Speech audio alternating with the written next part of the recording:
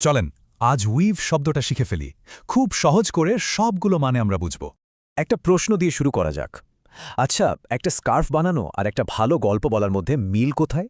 উইভের প্রথম আর সবচেয়ে সহজ মানে হল বোনা, যেমন তাঁতিরা সুতো দিয়ে জামদানি শাড়ি বোনে।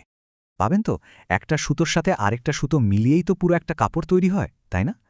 ঠিক এই সুতোর মতোই আমরা কিন্তু বিভিন্ন আইডিয়া বা ঘটনাও একসাথে মেলাতে পারি। একটা ভালো গল্প কিন্তু এভাবেই বোনা হয়, তথ্য, আবেগ আর নানা বিবরণ একসাথে মিলিয়ে। এখানে ওভ দিয়ে বোঝানো হচ্ছে সাংবাদিক অনেকগুলো সোর্স একসাথে মিলিয়ে রিপোর্টটা বানিয়েছেন। আর এইখানে দেখুন একটা ব্র্যান্ড তার পুরনো ইতিহাসকে নতুন ক্যাম্পেইনে কি সুন্দরভাবে উইভ করেছে। তার মানে উইভ মানে শুধু মেশানো না, বরং দক্ষতার সাথে বিভিন্ন জিনিসকে এক করা। এবার চলুন উইভের আরেকটা মানে দেখি, এটাও কিন্তু বেশ ইন্টারেস্টিং আর জরুরি। একটু ভাবেন তো, তাঁতের মধ্যে সুতোটা কিভাবে এঁকে বেঁকে অন্য সুতোর পাশ দিয়ে চলে যায়। ঠিক সেরকমই ঢাকার রাস্তায় ভিড়ের মধ্যে দিয়ে আমরা এঁকে বেঁকে চলি, তাই না? এখানে কিন্তু কোনো ভিড় নেই, এখানে বোঝানো হচ্ছে অনেক জটিল নিয়মকানুনের মধ্য দিয়ে পথ করে নেওয়া। আচ্ছা, পুরো ব্যাপারটা সহজে মনে রাখতে চলেন অনিকার একটা ছোট গল্প শুনি।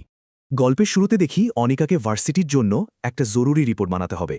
রিপোর্টের জন্য সে ফ্যাক্টস, ডেটা আর বিভিন্ন মতামতকে একসাথে ওয়ভ করেছে। রিপোর্ট শেষ, এখন অনিকাকে ভিড় ঠেলে সন্ধ্যায় বাসায় ফিরতে হবে।